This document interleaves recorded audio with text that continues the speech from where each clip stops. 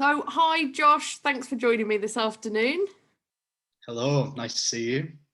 And I'm pretending to be at your fantastic place Off the Ground. So, can you introduce yourself and tell us a little bit about Off the Ground? Yeah, so I'm Josh, founder and co-owner of Off the Ground. It's a specialty coffee shop and social enterprise in Middlesbrough Town Centre. So, tell us about the kind of people that inhabit Off the Ground back in the days where you were allowed to have people in.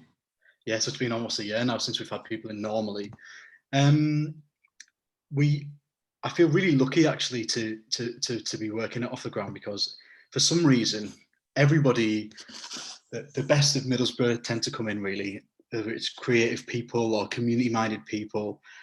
We never have any problems with any, bad customers. It's such a warm and welcoming atmosphere, and it just happens naturally. We haven't done anything to foster that. It just seems to be a centre for creative and kind people, which is super exciting.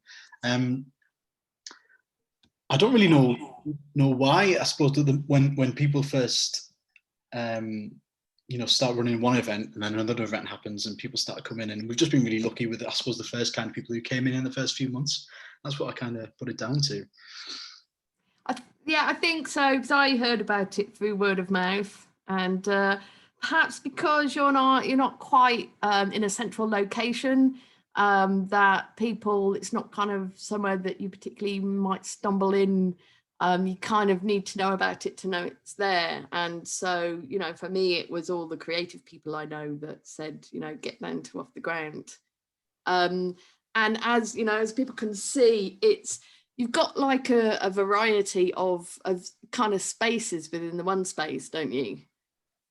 Yeah, so we intentionally did that actually. We've got three different types of seating. We've got quite comfortable seating at the front and the back. We've got higher up seating where people can sit and work, and we've got kind of communal seating where people can sit with people who they don't know, which tends to actually just be like a little bit of overflow seating. But the good thing about it is, I suppose, we can move any of our furniture around. It's a huge space. We can do anything with it. So the last kind of the 9 months or so we've been shut, we've experimented loads with different layouts and what can we run in what kind of parts, and what events can we be doing in the future, because we're a social enterprise, but we don't have like a set specific thing that we do. It changes over time based on what we feel is most needed and what we think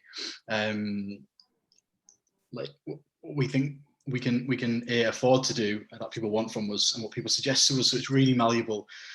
We kind of started off for the first 2 years as being a place where we focus more on feeding the homeless and helping people who were struggling from with substance use issues. And we've kind of moved from that for experiencing a few problems at our soup kitchen.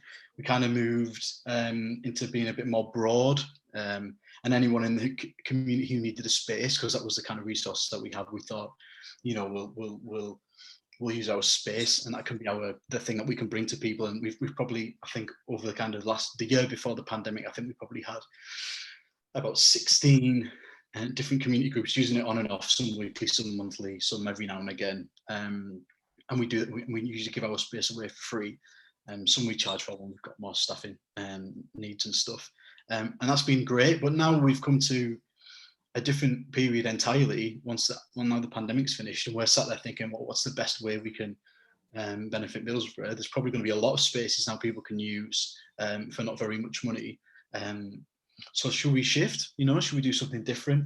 So at the moment, we're kind of in the process of deciding how exactly can we benefit Middlesbrough, and that's really really difficult question and really interesting thing to deal with.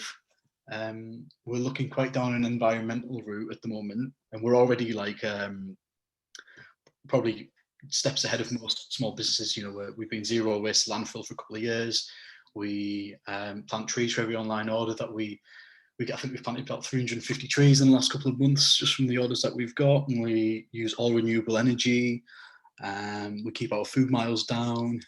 We deliver lots of parcels by bike, and that's really good. But it's like, how can we focus on that? more for the people of Middlesbrough rather than for making ourselves feel less guilty about our environmental impact. So we're working on we've got an outdoor seating area at the moment that we're transforming into a little bit like an urban garden, let's say. So we're planting herbs and different types of teas and hopefully some vegetables. There's going to be a beehive and hopefully like some educational stuff people can look at so they can get involved with what is around them. And that's also an amazing outdoor space for people to use for different art events, for different community events. That's super exciting. And we're also looking at starting a repair cafe. I'm thinking about working with Andy Falconer on this. If you might have spoken about it already, which is something we went and visited me and Andy in Sheffield. I was going to say last year, but the year before, and that's something where people, particularly vulnerable people, can bring things that aren't working anymore, household appliances, could be bike, could be some clothes, could be anything, and there are people there who help them fix it and show them how to fix it. And obviously that saves people money. It gives people a place to go where they feel welcome and they can just go for a cup of coffee, you know. And it's also good for the environment because the more things we can fix, the less things need to be bought, the less things we need to produce. So the environmental direction may be something we're going down. But we're also looking at more art events. But we don't know. We're just trying to figure it out at the moment and speak to as many people as we can. So yeah. That's really interesting. I really love the sound of all of that. I interviewed Barefoot Kitchen last week. Yeah, cool. And we kind of at the end of that sort of got to the place where we thought what we really need to do is set up like a school of life preparation, or like preparing for the apocalypse, perhaps.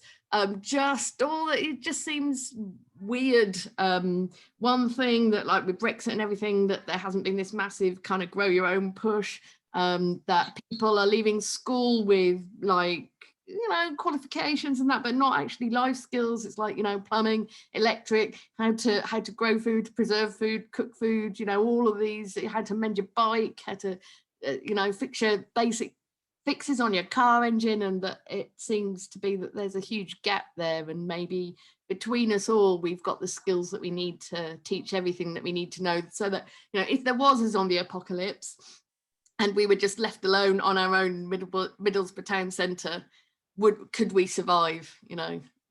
Yeah, interesting you should say that, because I've just been reading about hunter-gatherers, right?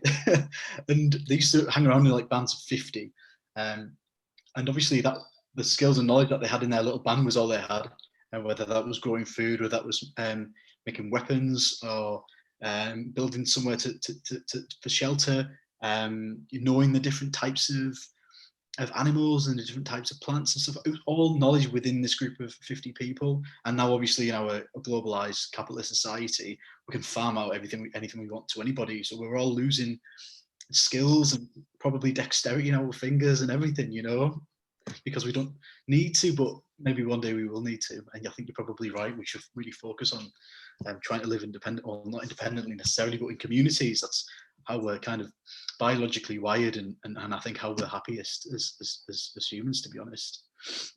Yeah, interesting. It's like Kurt Vonnegut, one of my favorite writers. He writes about that in his book Bluebeard, about how hard it is to be a painter or a writer, because back in the day, you'd be in a tribe of about 50 people where one person would be the storyteller and one person would be the artist, and so. But now you're competing against the entire world, for recognition and comparing yourself to the best in the whole world. So, yeah, maybe there's something to think about.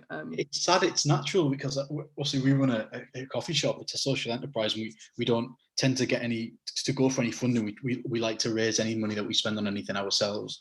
And in order to do that, we need to take custom away from other people. Everyone is always competing with each other. It's uncomfortable, but that is a part of the society that we've created for ourselves, isn't it? Which is sad. And maybe if we focus more on community, that's sort of something that we need to do. We can just collaborate all the time. Yeah, it's something that's quite uncomfortable for me anyway, personally. Yeah. I guess I would just say local independent rather than chains. and then it seems fair enough to me to take custom away from. Yeah, actually, do you know, there's something in my mind that maybe it's a bit of a pipe dream, but I kind of think, oh, if we can run this business really ethically and prove to people that you can run a business successfully and sustainably at the same time, maybe it will force others to do the same thing, or maybe people will look up to us and see that it's working. Because there's a famous talk that I really like by a guy called Dan Pallotta, a Canadian kind of charity bloke, and he talks about the for-profit sector and the not-for-profit sector. And the only way the not-for-profit sector can grow is if it takes market share away from the for-profit sector. So we need not-for-profits to provide the same services as for-profits and persuade people to use them instead. It's the only real way we can build like growth in the, like, I suppose, the third sector, you might want to call it, social enterprises. And yeah, we have to, if we're going to grow and survive and do better things for people's lives, we have to steal like people's money away from other businesses.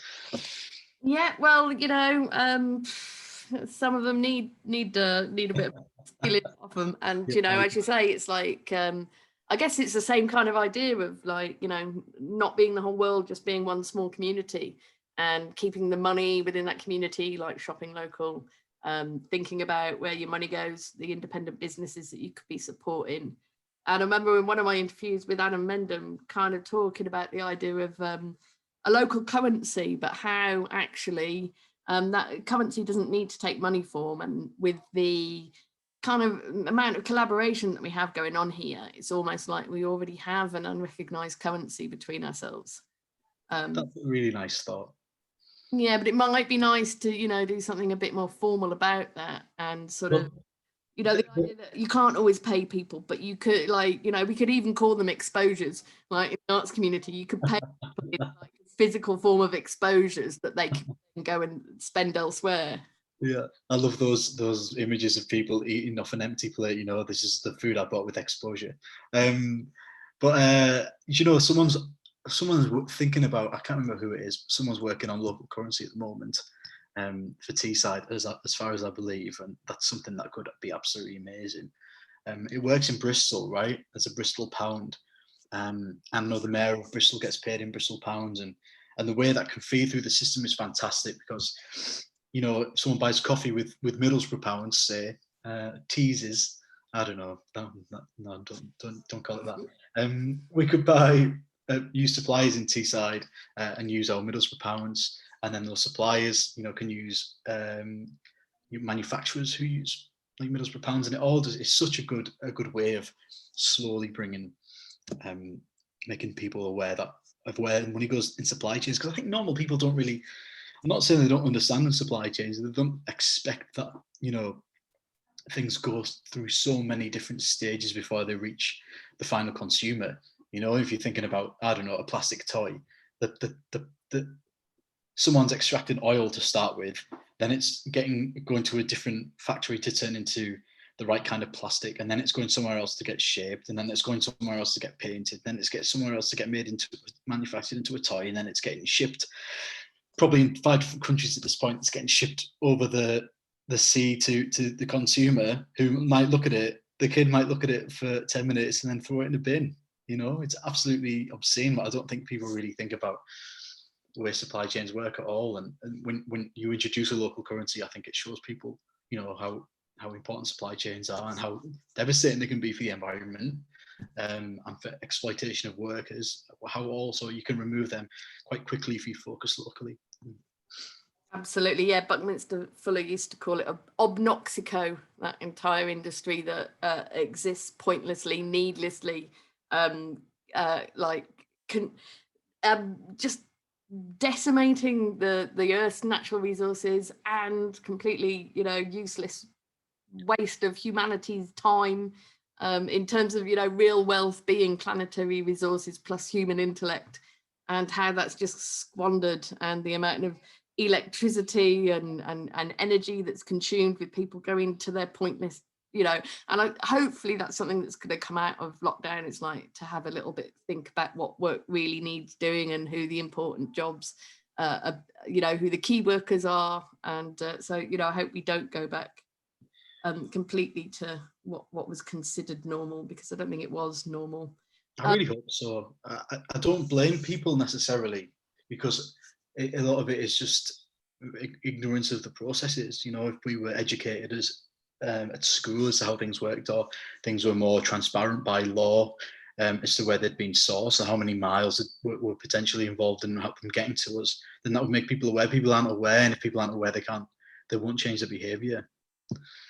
Yeah, no, another module for the School for Life, I think.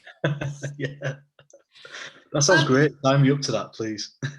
Brilliant. Yeah, terrific. I mean, I guess as part of the process that I'm doing is to just find out who's up for what and find ways that we can work together. So I've got another interview in a couple of minutes. So just wanted to say, can you tell us just how I mean, we touched on it a bit, how lockdowns affected you, and whether because I guess you've made plans to come out of this and nearly come out of it so many times. Are you still planning, or are you just kind of riding with it at the moment? We're planning a couple of weeks in advance at a time, and trying new things. We're always changing new things. We're just using the time to speak to the customers that are coming in and ask them what they want when they come back. We exist to serve not just our customers, but all of our stakeholders and everyone in the community, everyone around us. And if we can satisfy what they want out of a coffee shop and a social enterprise, then they'll come, and we'll be sustainable. We'll be financially secure. And so no, just trying to experiment with loads of different things and speaking to as many people as possible, and coming up with as many ideas for events in future as we can. And no, we did put a big plan together before, like a plan A and a plan B, and neither of them ended up getting done. So we've just stopped bothering with big plans now. Yeah, fair enough. It's been an absolute pleasure to talk to you, and I can't wait till we can get out there again and have a big celebration. Yeah, it'd be nice to see you in real life. Yeah, absolutely. Take care, Josh. And yourself, Lisa. See you later. Toodle pip.